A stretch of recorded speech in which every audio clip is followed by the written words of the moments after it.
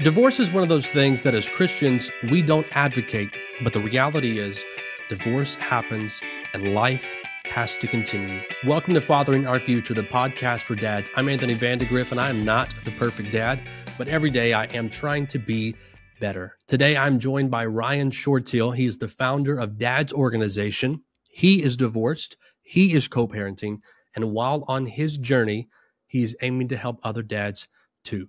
Today, he shares his insight on fathering after divorce. If you're a dad who wants to embrace your God-given mission, make sure you subscribe to Fathering Our Future wherever you listen to podcasts. You can also get more content on Facebook, Instagram, and YouTube. And if you want even more than that, then head over to www.fatheringourfuture.com. Well, Ryan, thank you so much for being with me. I'm happy to have you on the podcast today. Pleasure's all mine, sir. Thanks for having us. Yeah, I'm looking forward to hearing from you. I know you've got a good perspective that I've wanted to have on this podcast for a while, so I'm looking forward to that. But you are with Dad's Organization. I want you to take a moment and just tell everyone listening what that's all about.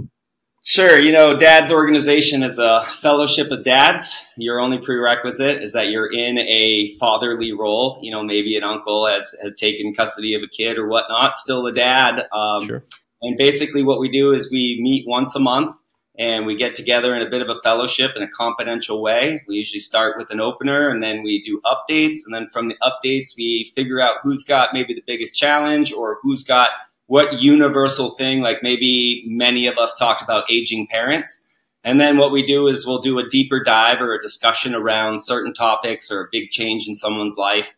And then we'll usually look at the forward meetings for the next 5 or 6 months. And then from that, we check in regularly. And ultimately, most of us have, people in our immediate circle that are already naturally resources. But what's nice about Dad's Org is everybody's there for the sole purpose of focusing on being the best father, the best, caregiver they can possibly be. That's cool. And it works. Yeah. Oh, I'm sure it does. Community is a very powerful thing. I talk about it a lot on the podcast. When we get together with other people who are on the same journey that we are on and we link up with them and we try to do it together, we get so much further and we get way more done. And turns out to be a lot easier on us as well. So I think that's a really cool thing. Now, where are you located? Currently, I'm in San Diego, but born and raised in the great state of Dover, New Hampshire, live free or die, up in the Northeast. Going to Boston as a kid to the museums and things like that was really beautiful. But now I'm down here raising my kids in Southern California and missing the fall, missing the trees. But, we do the best we can with the beach. Yeah, that's cool. It's not all bad. I mean, it's not Texas, but it's not all bad. That's right. So just for everyone listening, I'll give you an opportunity to talk about this again at the end of the episode. But for everyone listening here at the beginning, if anyone is interested in being a part of that monthly meetup that you do, how can they learn more about Dad's Organization? So first, check us out at dadsorg.com, and there's also an info@dadsorg if you want to have some information. But basically what we typically say is get 3 or 4 dads together and just get some pizzas, and then we'll do a training with you, and we'll show folks how to update. And then it's basically self-supporting. When you look at the power of AA or NA or some of these other groups that have been around for a very long time, they're in every city, they're in every town, and really there's dads that need help everywhere. And so if you're interested, we can pull together a group for you. We can begin the meetings, and then you can get that support and that mastermind you really need. It's shortening the learning curve. And a lot of guys don't feel like they have an outlet they can share their feelings. Maybe they go to church, maybe they go to confession and whatnot, but it's just different when you hear someone say, I'm 46 years old and I've never opened up about this, which means they've been carrying the burden for a very long time. And some of the prompts that we do can be so moving that people, are moved to tears. And at first they try to hide it. And we're like, man, just let it out. Like, your dad passed away. It's okay. And giving people the permission to share in a way is really beautiful. So if you're interested in getting that kind of support, check out our website or all of our socials and reach out, and we'll begin the process. It's virtually free. It's only $100 a year, and that's just to cover, the website and things like that, because I did it more so on a spiritual mission of support in ending generational trauma than just trying to find buddies to eat pizza with. You know, I've been solving problems as a business consultant and a longtime educator for decades. And as I became a parent, I realized there were some major issues in our society and in parenting. And I just rolled up my sleeves. I wasn't going to sit around. You know, I'm a self-starter. And if it was going to be fixed, I was going to be the one to do it. That's cool. Yeah, it's a neat concept, a neat idea of getting people together. Again, community just in and of itself, it's such a remarkable thing, and it's so simple. And like you said, people sometimes feel underqualified, as if they don't have it in them to get together with people. It doesn't take much, and especially when you're bringing dads together, like you alluded to, it's just you're talking about some of the hardships that you endure. You're talking about some of the stories that you have. You make mistakes and you have wins, and when dads get together, similar too. And another thing is the science is the data is saying a lot of men are losing their friendships.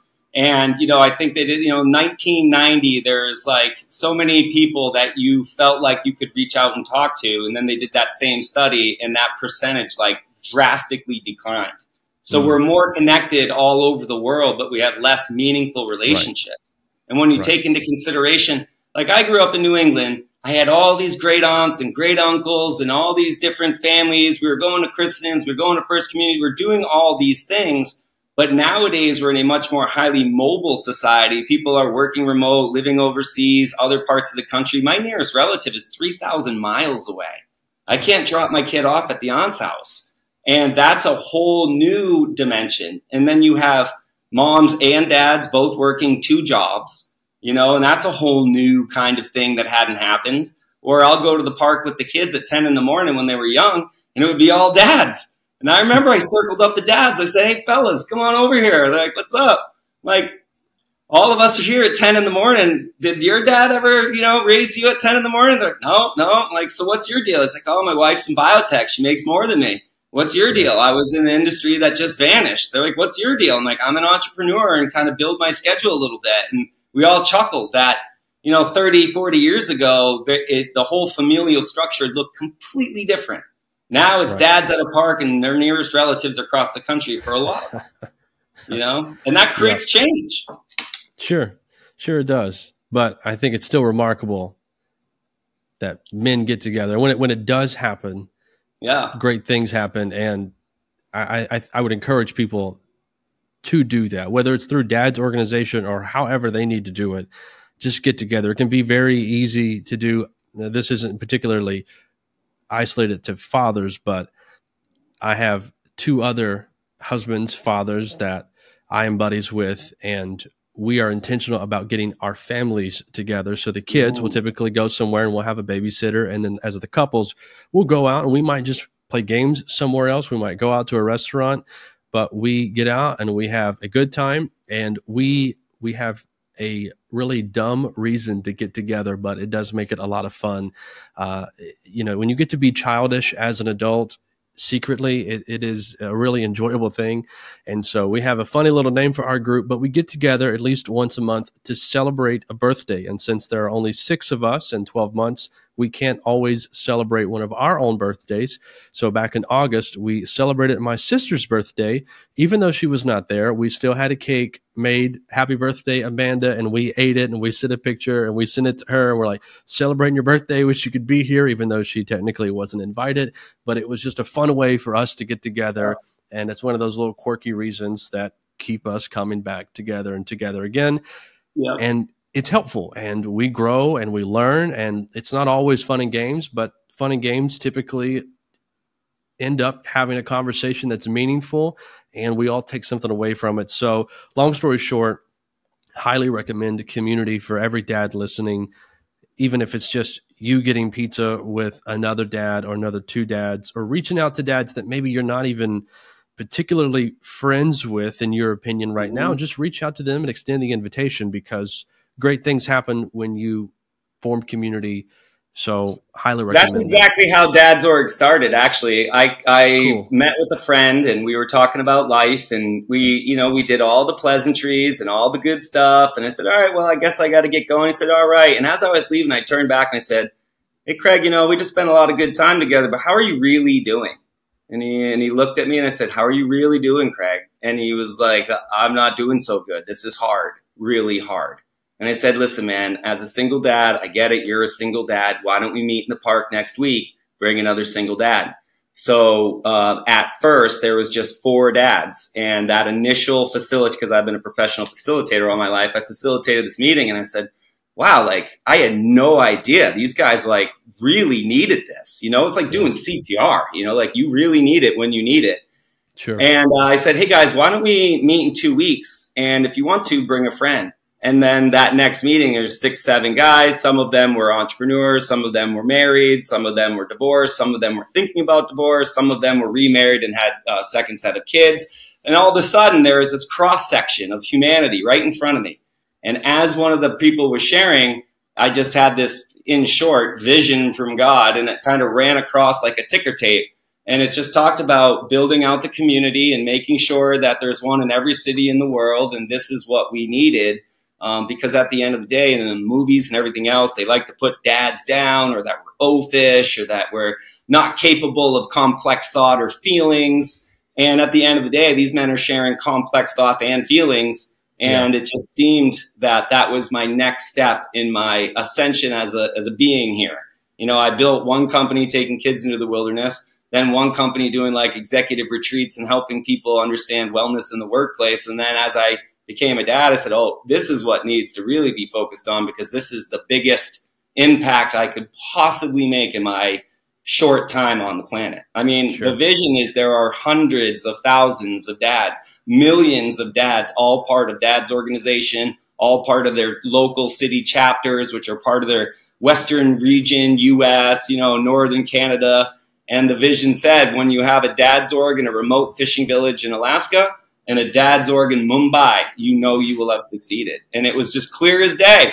I threw everything I had at it, everything. I just started putting all my time, energy, and resources into it with no sort of research or understanding or a real effective marketing plan. I just knew it was the right thing to do, and here we are. That's cool. That's cool. Well, I'm happy that you are where you are and that you're doing what you're doing. I know it's going to have a tremendous impact, because dads do need to get together, and facilitating that, that's a remarkable thing. And the thing about that is it doesn't just help the dads, it helps the families too. And it's got this beautiful ripple effect. Now, yeah, technically the partners benefit the most, because the fathers are healing generational trauma that is from their fathers and their society. And that's what we talk about. And a lot of the partners have shown a lot of graciousness towards us and have given kind of the blank check of their time, because they know it's a value, and when they come home, they're better. Sure. And the reality is like, when I teach my kids, I'm teaching them from all of the knowledge that my father and uncles and aunts and grandmothers gave me. But when I go to Dad's org and there's a prompt around, what do you do with the kid around fear? And then I hear 10 dads share their 10 fathers' wisdom. Now, all of a sudden, I've got 10 other representative families from behind me coming to support my kids. And I've modified behaviors and the ways that I've behaved based on clearer thinking or a better outlet or a different approach that I hadn't seen. And I think that's really important to recognize, is no one made us awesome dads. You got to soup up a muscle car. You know what I mean? You got to spend the time putting in the parts. Yep. Yeah. I think that's a really good point. And so often people think that, the best teacher is experience, and it's not. The best teacher is typically other people's experience. And when you can gather their experience in that sort of a format and just really, soup yourself up, you're setting yourself up for tremendous success, especially as a father. So love that. Love what you're doing with Dad's organization. Now, you mentioned earlier that you're a single dad. So let me start here first. How many kids do you have? I have 2. I have a 13-year-old daughter, and in a couple of days, I'll have an 8-year-old son. Very cool. Okay, so 13 and 8. Now, how long ago were you divorced? So I'd probably say it would have been 6-ish years ago. Okay. So I've had quite a bit of a run, and I've learned a lot through it, because I've been a long-time educator. So everything I'm doing, I'm learning, studying, approaching it with a growth mindset. So I've discovered a lot along the way. Okay. So I think you're going to be a great voice for the conversation on the whole co-parenting thing. This is something that I think isn't talked about enough. So at the time you were divorced, you have about a 7-year-old and a 2-year-old. So I do want to ask some things about that. But I do want to just kind of preface this conversation with, as a Christian, I know that within church culture, while we don't, advocate and promote divorce, it does happen. And sometimes there are grounds for it. And sometimes maybe not in the eyes of everyone. But the reality is divorce still happens, and you still end up having single moms and single dads with kids. And now they're trying to navigate this new reality. And there's also widows and widowers. Let's not forget about them. Yeah, exactly. I have a friend. He's happily married. She had a stroke, and she's basically going to be in the hospital indefinitely. And he's become a single dad. And so I reached out to him and I said, "Hey, man, look, I know you're married. I know you love your wife, but I also know you're making all 3 kids lunches every day now." And he's like, "How'd you know?" I mean, like, yeah, I get, and I'm like, "Listen, man, you're technically a single dad, and there's going to be new ways you have to approach this stuff." Yep. Yep, absolutely. But I do think when it comes to your particular situation, where there is divorce, and you still have, when you divorce as a father, I don't think that you can ever view that as a fresh start, because it's not, because you still have all the brokenness. It's devastating too. It's also probably the greatest blemish on a man's life. At the end of the day, not being able to tuck his kids in at night is absolutely devastating. Devastating. Yeah. Yeah, I think that's tough. And I know you can just look at some of the statistics and you can see the impact that divorce typically has on kids on average. And it's not great. It's not, I mean, if divorce was a good thing for kids, you'd probably see way more of it. It's bad news. And I had to calculate all of that in the decision-making process. I did everything I could to be honorable and work as hard as I could for my family. And at the end of the day, she just had a different direction she wanted to go. And that was first for most people that go through divorce. They generally experience a huge gravity of loss or a huge gravity of emotionality, because there's just so much going on. You can say in a best case scenario, 2 adults get together, they make a plan, they shake hands, they have rules between the homes, and off they go. That's the very best case scenario, and generally speaking, not as common. Ultimately, courts tend to get involved. Mediation is a different option where maybe you don't want to go to court, but ultimately you do have to decide who gets the kid when, holidays, what about passports? These kinds of things happen, and that's all part of co-parenting. Who's going to make the decisions, like who brings the kids to the dentist? Because when you're sitting in your kitchen with your husband or wife, you're just making the plan together. Now you have to send a message, wait a day, a week, a month to get an answer. Maybe they're upset, and so you can't get functional information out for the kids. And so it can become very difficult just to be a good dad. But that's not in all situations. But mine has been more tenuous than some, Sure. Well, I want to pick this conversation up from the point of you're divorced as a father, because everyone's going to have different reasons as to why they got divorced. And sometimes I would imagine that the reason could have a greater impact on what happens following. But for today's conversation, you got a divorce. We don't need to know why. We don't want to know why, but it happened. Now, you know that it's coming. And since you've been there, you've done that, you're on the journey of this. What would you advise when it comes to having a conversation? I'm a big believer in communication, and I think conversations are crucial. So I would imagine if I was in the situation, and correct me if I'm wrong, because I know I'm kind of making some assumptions here, but if I was in that situation, I would imagine that for the sake of the kids, I would imagine that my wife would value the kids, I would value the kids, that we would come together and have some sort of a conversation about what we're going to do to keep their best interest, knowing all of the statistics of what happens a lot of times with the brokenness of the family.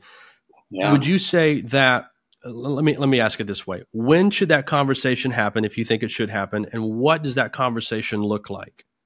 Well, the first thing you have to understand is when people are decoupling, conversations are difficult. There's usually yelling, crying, feeling. You're coming from this place of, oh, I have this solution that I need to fix, and let's just talk it out. And most of the time, maybe there was infidelity, maybe there was, X, Y, Z. So first and foremost, you don't always get that conversation. So for the listeners out there that are thinking about divorce, like, you're divorcing for a reason. You're losing someone who no longer is able to partnership with you. So starting with a healthy and productive conversation is more challenging than you would imagine, because if you could have a healthy and productive conversation, you wouldn't be getting divorced. So first, when you are potentially looking at divorce, you want to potentially talk to people that have gone through it to look for the pitfalls. For example, that's us right now. For the listener that's thinking about it, listen, it's not easier on the other side. There's going to still be challenges. But you do have to sit with the parent and say, basically, the first thing you have to decide is, what does custody look like? And then the next thing you have to decide is, what does child support look like? Those are your two biggest pieces. Are you doing week on, week off? Are you doing 2-2-5, 2-2-3? These are all the terms that are used. And that's like Monday and Tuesday is always mom's. Wednesday and Thursday is always dad's. Then you flip the weekends. That's called 2-2-5. You get your kids for 5 days at a time. 2-2-3 is, Monday and Tuesday is mom's, but the next week, Monday and Tuesday is dad's. The smaller the days are better for younger kids. And as they get older, you want to do week on, week off. Now, this is where I failed in those conversations, is we started with week on, week off, but it was a little much for the younger kids. So then we went to 2-2-5, then went to 2-2-3, but then realized as the kids were much older, 2-2-3 was kind of out of whack. So we went back to 2-2-5. So the first conversation is, how are we going to share these children?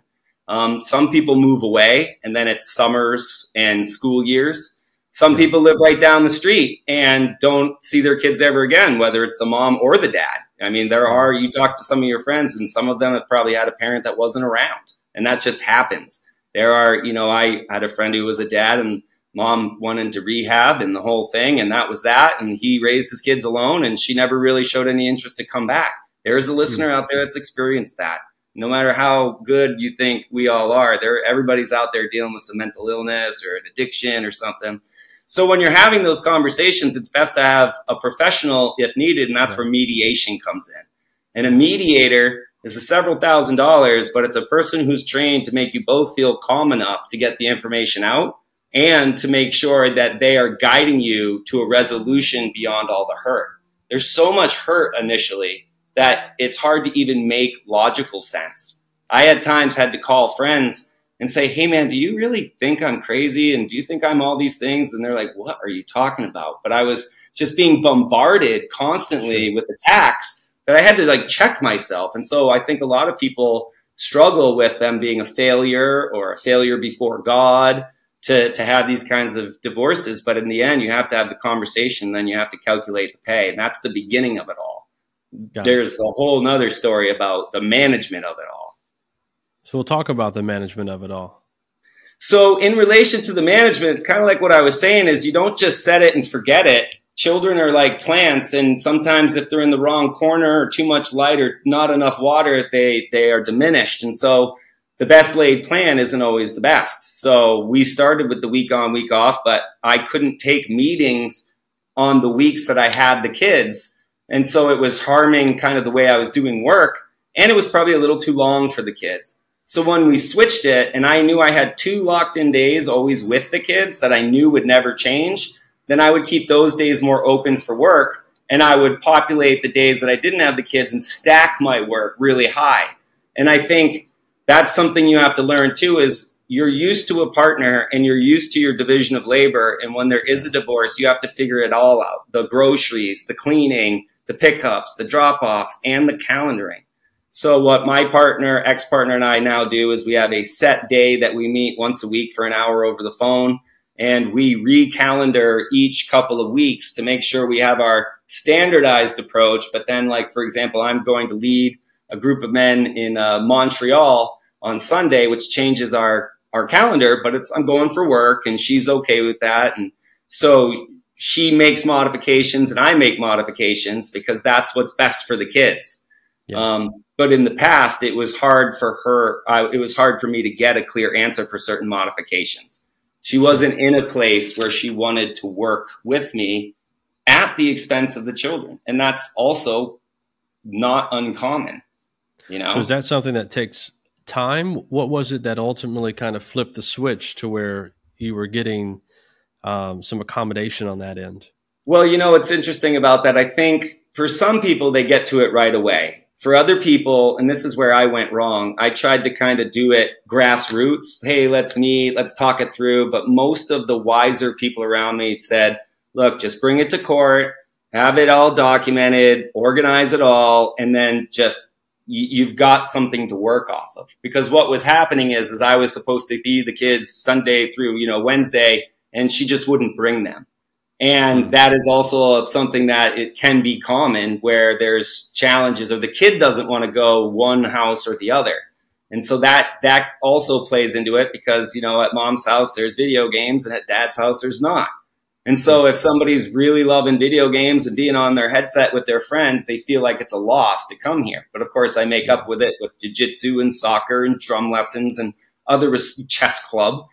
So, you know, you just have to do the best you can and keep working the process. And I think people that get stuck and don't evaluate it from time to time just keep doing business as usual. And there's always ways to improve.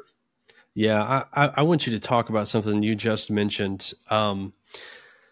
You talked about how sometimes the kids might not want to go to the other house because they've got all the stuff that they like at, say, mom's house, and they don't want to come to dad's house. And I know as men, when it comes to our emotions, we typically try to suppress things. We don't try, we're not giddy and we just tell everyone, I'm having the worst day of my life, or last month was so horrible. We're not that way. We try to hide things. We put on this facade and we act like we're big, rough, and tough.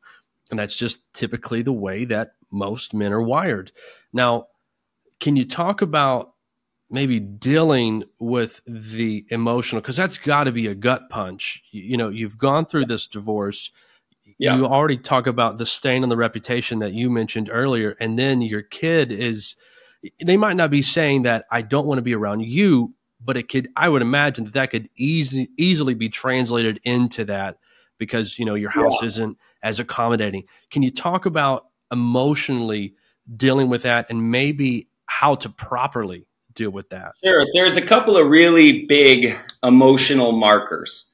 The first emotional marker is the decision to break up. The next emotional marker is when you pack all your stuff up or they pack up all their stuff or you figure out who's living where. The next emotional marker is pass off. And pass off is when you're with the kids for 3 days and then you have to pass them off. And then you go back home, you clean up all their stuff, and now the house is cold and empty. And that is has a potential to feel devastating. And you go through a range of emotions there. But what I've heard from others and what I've learned myself is the initial shock and pain of like not tucking your kids in or doing bath time or going for that walk at night, that doesn't ever really go away for me. Like when I'm at an airport and I see a couple with a baby stroller and they're hand in hand, and I always travel with my kids alone to go home for family, I'm always like, man, that's just not there. You know, it wasn't in this lifetime for me. You know, it's not my will, it's thy will. God has a plan. Like I'm not bigger than God, you know? And so the next emotional marker is if the partner starts dating or you start dating. And in my instance, my partner eventually got remarried. So then there's this marker of like, hey, can I take the guy out to lunch? He's going to be, you know, tucking the kids in at night. I'd like to look him in the eyes and check in with them and also share a few basic things. You know, I was like, and I basically said, if you're going to be in the house and there's like an intruder, I hope you lay your life down on the line for those children because I can't be there. And that's like a weird evolutionary thing. My children are being overseen by another person. And I'm like right down the street wanting to see them. Wanting to be with them all day. So for the emotion, what I find is I want to see them. So I try to sneak in the moments that are additional. Like, can I walk them to school on mom's days? Can I bring them to soccer to help out mom on mom's days? But I will tell you, I cried a lot. And I had older men that had remarried or whatnot, and they would, sit me down and be like, yep, it's bad. Yep, it hurts. They didn't tell me what to do or where to go, but they held the space. And those guys really reminded me that eventually you dust yourself off, you get back to your workouts, you try to regain emotional composure because, like, I'm coaching this gal who is an executive, and she's saying she's having a hard time with the guy. And I said, what's going on in his personal life? And she said, well, he's going through a divorce. And I said, let's just stop for a second. This isn't about work anymore. This is about you being a humanitarian, because that guy's gut is being torn out of his body and he's going to work, and you're giving him a hard time about some, deadline being missed. His family is coming apart. And I want you to consider that from my perspective. I was fortunate that I worked for myself, but even then I still had to step down from my company. I wasn't capable of working without as many supports as others had. And so I had to do a lot of deep soul searching, book reading, and eventually find other men who went through it to gain more composure. And this is what's unique. Now I meet a new dad who's 6 months out of a divorce, and I'm like, light years down. I'm happy for my ex. We'll take the kid for a walk every once in a while up to school together. Things are better enough. She's in nursing school, so she's focused on other things. But it's still hard to accept that no matter how hard you tried, it wasn't in the cards. And I know a lot of other guys that have tried at the expense of their mental health, their finances, even their children's health, to keep the family together, and that's a hard pill to swallow when you're hurting your kids being there, and it's going to hurt to not be there. But then you have to make that decision, because that's ultimately what I had to figure out. Could I raise my kids the values and the beliefs that my family raised with me, which community, connection, bring them to the park, or did I have to keep surrendering unhealthy ways to raise the kids? And eventually it just wasn't possible. There was too much of a conflict, and that's difficult. Now, I would imagine that at some point you had to have a conversation with the kids. I know at the point the divorce happened, you have about a 7-year-old and about a 2-year-old. So there might not be, a deep conversation that happens with the 2-year-old, but I'd imagine that there'd be a decent conversation that could have happened with the 7-year-old. We did that just to jump into it. We, under the guidance of therapy, with therapists, we first had to decide, were we working for this, or was this going to be a dissolution? And then if it was a dissolution, how did we work with the kid? And I'll never forget it. It was very uncomfortable. My daughter was my little best buddy. And we said, hey, you know how mom and dad have been arguing a lot and there's been difficulty. Dad's going to be moving down the street. And she said, when? And I said, Friday. And she said this, I swear, she said, I'm not upset that you two are creating space, but I am upset that you didn't give me enough time, because it's Tuesday and you're moving out on Friday. Wow. What are you supposed to say to that? Like, it was like hard stop for both of us. Yeah. Like, did I do it wrong? Should I have told her earlier? I'd never.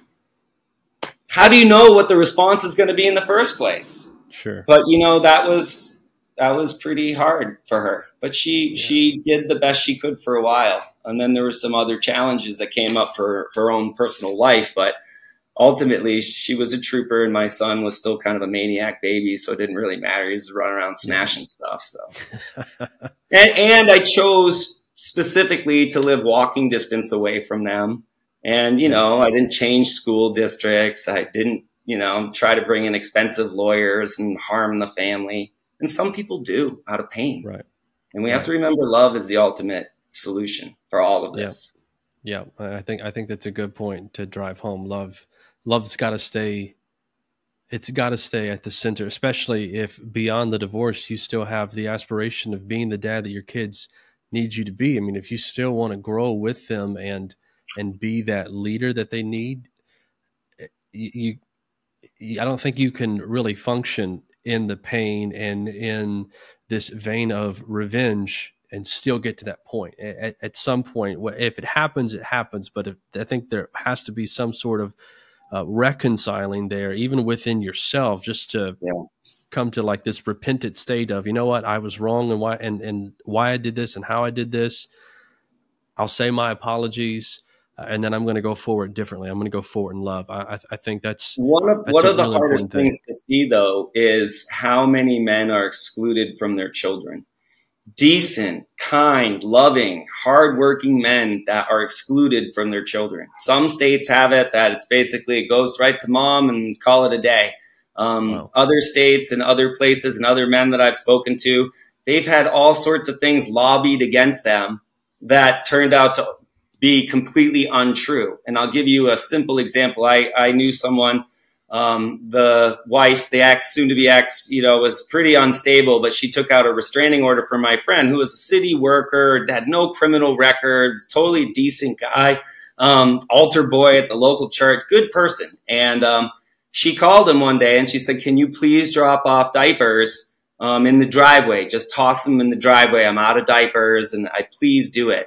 And he said, "Okay, sure." And she basically set him up so that as soon as he dropped off the diapers, she called 911, violation of the whatchamacallit. And, he lost his job and ended up having to deal with the court system because she was upset about the experience that they were having. And, that was a pretty hard hit. It was one of my closest friends.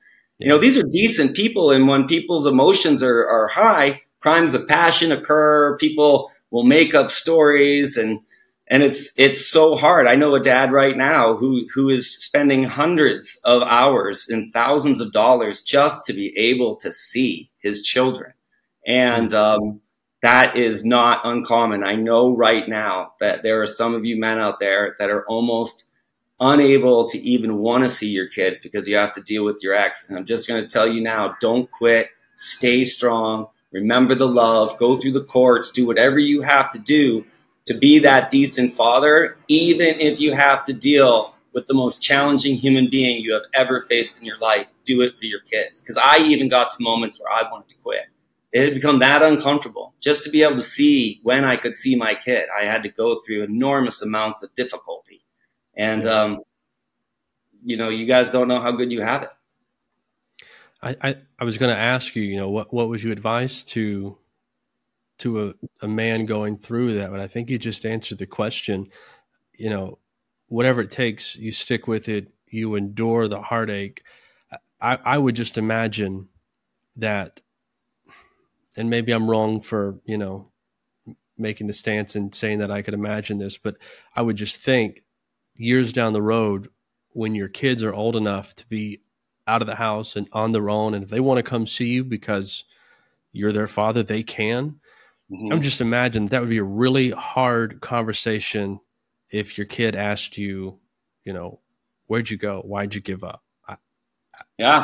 I would imagine that for that reason alone, almost, I would want to just stick with it, as agonizing as it might be. And, to share another story, I knew this guy, literally a diamond salesman. We're not talking about people that get divorced or are just broke or having a hard time. This guy was doing great. He was in a beautiful, he had beautiful kids. They went through divorce, and there's this thing called parental alienation. That's when a parent speaks poorly about the other parent to a degree that the other kids, they feel uncomfortable going around that parent because they've been told all these terrible things.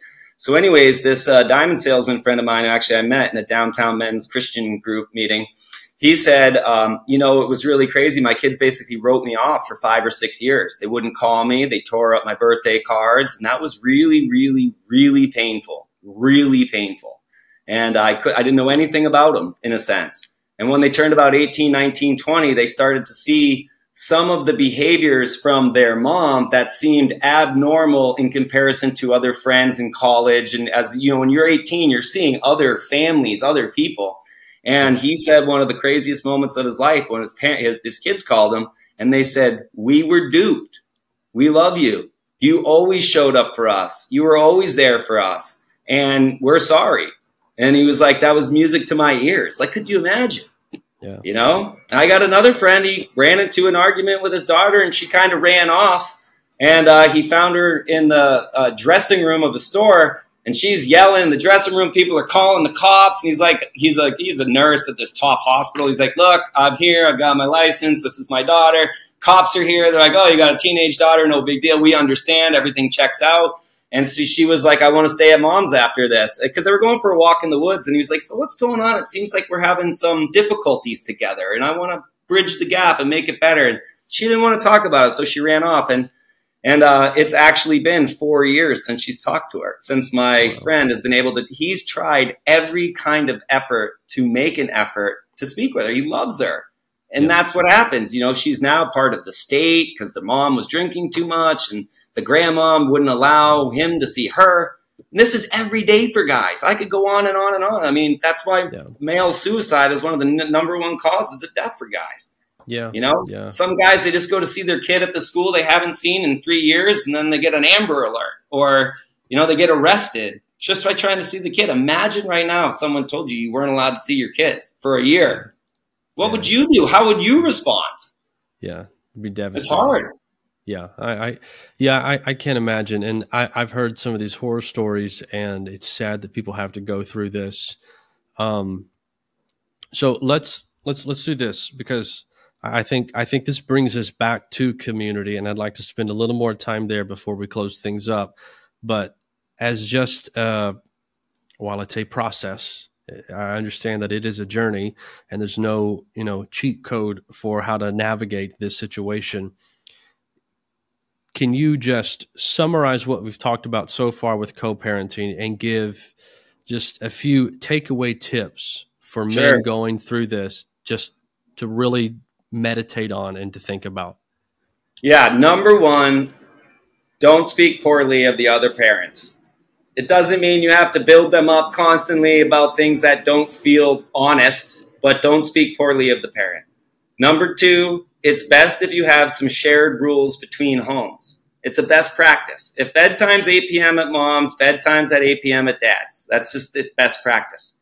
If you can take a co-parenting class or be court-ordered to take a co-parenting class, that's a class that gives you tools and strategies to be able to navigate this. And the third is to look at it sometimes as a business relationship, a business professional relationship. Remember, the windshield is a lot bigger than the rear view mirror. And so when you're having a conversation for your kid, you don't go back and talk about the past hurt, the blame, the trauma, the whatever it is that caused the stuff. You talk about, does the kid want to go into band, or does she want to go to yoga? You know, you think about things that are going to benefit the children, and then focus on benefiting the children. And lastly, you know, you might have different dietary structures at your house than mom's. You might have different activities than at mom's. And at the end of the day, as long as the children are being harmed, you have to accept that you don't get to parent your child when they're not with you. So if bedtime is 11:30 on a school night at mom's, you don't get to really do anything about that. So what you do get to do is learn acceptance, learn advocacy, maybe negotiation techniques to be like, hey, instead of 11, how about 10? And if we do 10, how about I pay for the kids, you know, water polo or something to lighten the load? Let's work together. And then lastly, the most important thing is you have to take care of your physical health, your mental health, your emotional health, and your spiritual health. And you have to understand that this isn't happening to you, it's happening for you. And at the end of the day, there will be growth and learning that occurs. So be the best possible father you could be. Leverage other fathers who are successful or that you admire or respect, and emulate and imitate what they do. You know, if there's a father-son volunteering event that one of your friends is going to, see if you can sign up and go to that father volunteering event with your son too. Because when you're overwhelmed or racked with emotion, you have to look at the people who have stabilized, who are doing well, and let them know. You know, there's been a few times I just said to some of the moms, like, hey, I'm not the best at doing all these birthday invites and things like that. Can you show me a system that works best on the school app? Because I want to still make sure I'm doing, you know, what other functional parents are doing while I'm going through the hardest things of my life. There's nothing easy about not being with your kids when you want to be. Yeah. Yeah. No, I But can't stay even with it, imagine. man. We've Yeah. got you. Yeah. Yeah. I love that. I love the we have got you. It's going back to that community, being willing to ask for help, even if it's for something as simple as, how do I send out this birthday invitation to other kids at the school? Sure. Reaching out and being involved with other dads and their kids, and just They're having role all out there models in for your the life that you can moms. emulate.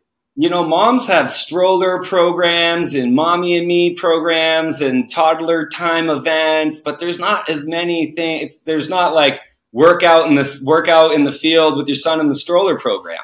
You Right. know, women naturally communicate with each other in groups. They go to the bathroom together, even 6 of them. Yeah. You know, like they're just aunts talk around the table after the dinner.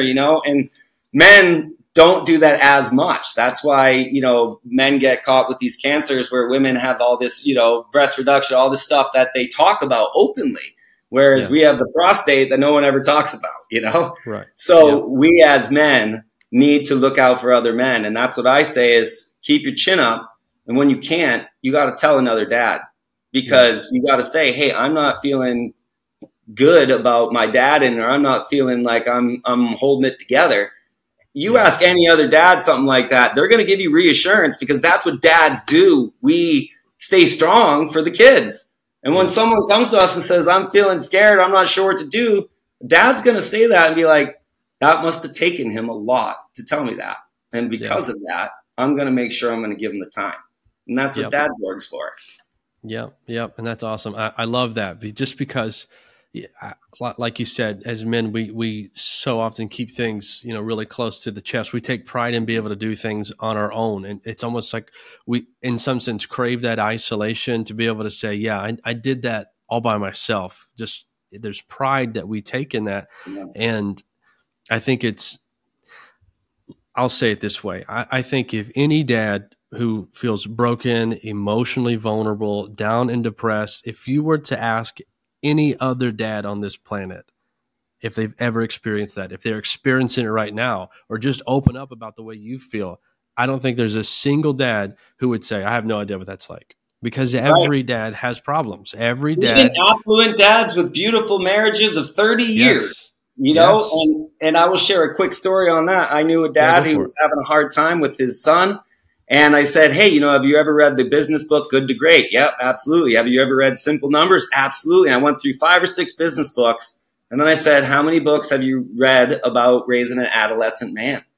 And he literally, like a tear went down his face. I called him out of a place of love. I'm like, you've got every resource. You've got all this money. You've read every business book, and that's what you've got. Lots of business. But now you're like, you're almost going to blows with your son, and it's like you go to church like 3 times a week and you're about to hit your son. Like, maybe read up on what's happening between you two. And they have everything. So it's like, even in the tops and at the bottoms, we're all going through hard times sometime, and we are not individual creatures. We are a communal species. That's how it works. We're pack people. And all those families that are isolated out in those communities, there's not as much of the central meeting house anymore. And, suburbia can hurt families in a way, because they're not meeting on a regular basis and talking together with aunts and uncles. And without connection, we fall apart as a species. It's just naturally how we're designed. We're hardwired to help each other. No, I did a whole episode on this several weeks back, just on how God designed us to be in relationship with other people and to be in community. We were not created to be this solo species where I can do it and I don't need anybody else. That's a lie that is spoken way too loudly in culture today, that you can do this, you don't need anybody else. That's not true. Yeah, that individualism weakens us. Yeah, and we have to be careful of that individualism. Sure, we are, at the end of the day, it's up to our mindset and us to work out, us to read books, us to self-develop. But really, we're collective, and, we need each other to get places. Right. And all of those things. Yeah. And all of those things we can choose to do with others. And I think if we will, we'll go that much further. There's a great saying there. If you want to go fast, go alone. If you want to go far, go with others. It's an ancient African proverb. Yep. Beautiful. And that's just it, man. You get 5 people together. You've got a mathematician, you've got a creative artist, you've got a relationship master. You know, that's what the skill set is. You've got the blacksmith and you've got the gardener. You need them all. You need those people. Yeah, absolutely. Absolutely. I want to do this to kind of start to wrap things up. When we talked about the whole co-parenting thing, I know it's a tough subject that might get some people down because it's not really a happy topic. And we shared a lot of kind of problem stories, but with Dad's organization, in the best case, people work together and then you make a plan and then you share the plan together, and that's how it works. Right. Well, I'm sure that in Dad's organization too, that you've probably got some wins. Maybe it's wins with single dads, maybe it's just other wins in general. But is there any win that maybe you've heard recently or that you can recall that you can share with us today? Boy, you know, the thing is, when we meet, the stuff that comes out is so ridiculously good. You have no idea. Like, I did a prompt because I was the facilitator. I can share, and I don't need to share anything else. But one of the prompts I did was, if your father was sitting right here, right now, and couldn't say anything to you, what would you tell him? And there was shivers in the group. The group fell dead silent. Some of them don't have their dad anymore. You know, like my mom just passed away, but I still got my dad. He's 81. He's going hunting. He's doing just fine. Another one that we shared, that someone shared with us, was ask your children, how do I show you love? And don't say anything. And then report back on our WhatsApp group. And it was crazy. You know, I said, Jasper, how do I show you love? And he said, every time you help me put my shirt on, you tickle me. And that was his answer. And he's like, that's love to me. You know, it's like human connection, human contact. I think on a structural level, one of the biggest wins we had was we got some life insurance for a couple dads. My brother passed away suddenly and left 3 teenage sons and didn't have his life insurance in place. I had a friend with a $30 million company and passed away in a helicopter accident, didn't have a will in place. So I came to these guys and I said, hey, listen, this is important stuff. And it might feel morbid, but y'all need to get your life insurance in order, because at the end of the day, when we're gone, who's going to look after the kids? And so that was a big win. A couple of us, you know, took care of some really important things. You know, I opened up some custodial IRAs for my kid, doing some research because I'm a business owner. And, you know, I think those are the kinds of things that we learn. And those are big wins, you know? Yeah, they absolutely are. They are huge wins. Just, I think especially they're big wins with men, with husbands, with fathers, because those are conversations that we will never have on our own. Those are things that we will never just sit and contemplate by ourselves. We will try to push through and figure out and learn how to suppress more and more. Yeah. But, you know, what would you say to your dad? Or asking your kid, how do I show you love? Those are deep insights that we all need. And I love that stuff's coming out in your group, Dad's organization. Ryan, take a moment and one more time, let everyone know how they can be a part of Dad's organization. Just give them the details. Sure. So you can check us out online, dadsorg.com, or you can go to all of our socials. Dad's organization's on Facebook. It's on Instagram. It's on TikTok, even though I don't think I've ever logged into the Instagram one. But nonetheless, I have staff doing that. Info at Dad's organization, or, you know, if somebody really knows you, Anthony, and they want to call you, you've got our contact information. You can get in touch with us through there. But at the end of the day, man, if you're listening out there, I got you. I'm looking out for you. You are not alone. And even if you think you have it all dialed in, you can never be too secure in learning and growing as a father, because there's a lot of malarkey out there in that world. And it's up to us to shed the light and not to master. Yep. Yep. I love that. All right. Well, if you're listening, you go check out dadsorg.com. Ryan, before I let you go, I want to know, it can be about what we talked about, or it can be just totally in general for fathers. What's the best piece of advice you have for dads today?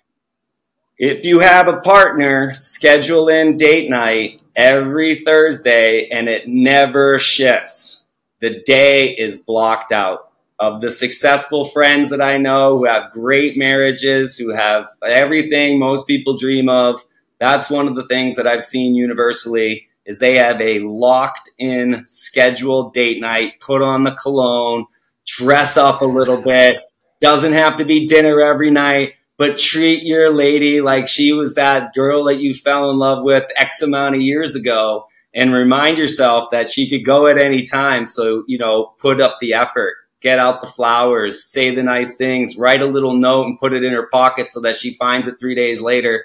You got to make the deposits because you don't want to get overdrawn. And once you're overdrawn, it's too late.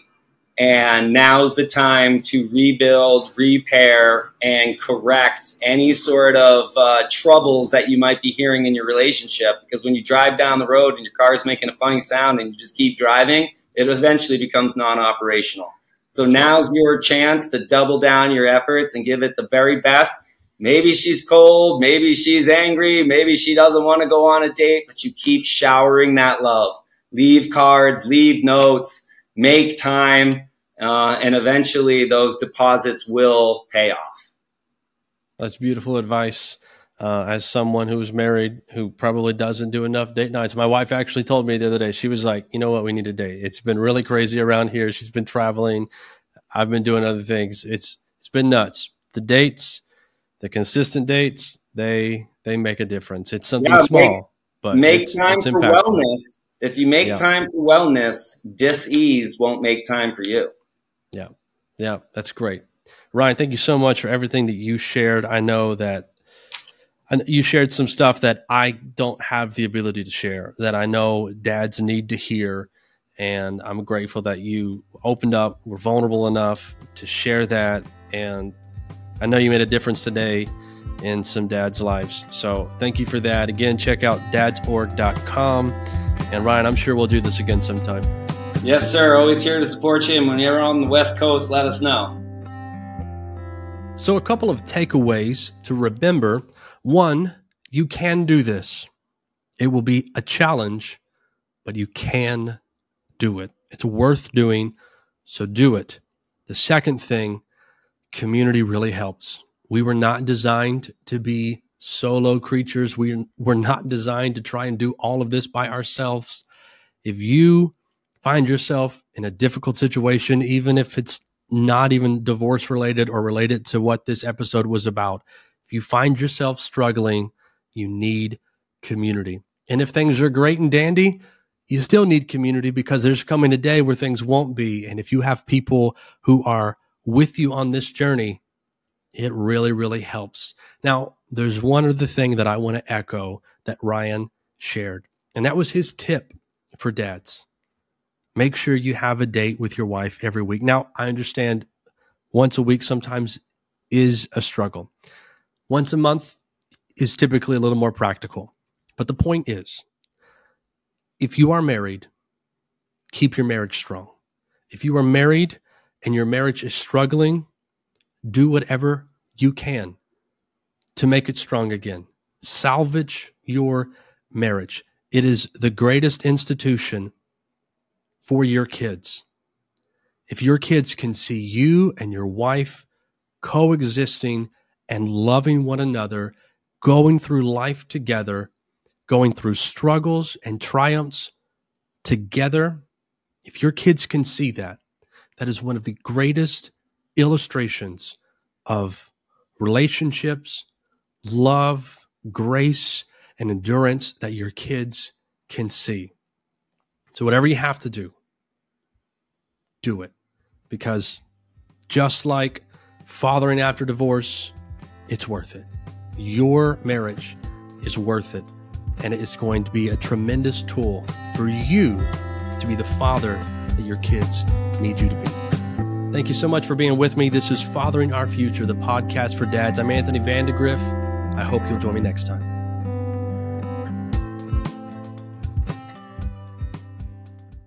Thank you again for listening to Fathering Our Future. If this episode has served you or you believe it will serve another dad in the future, make sure that you leave a like, a comment, a review, or share this so that it can reach another dad. And so that you don't miss out on another episode, make sure you subscribe to Fathering Our Future wherever you listen to podcasts. And again, for more great content, head over to www.fatheringourfuture.com.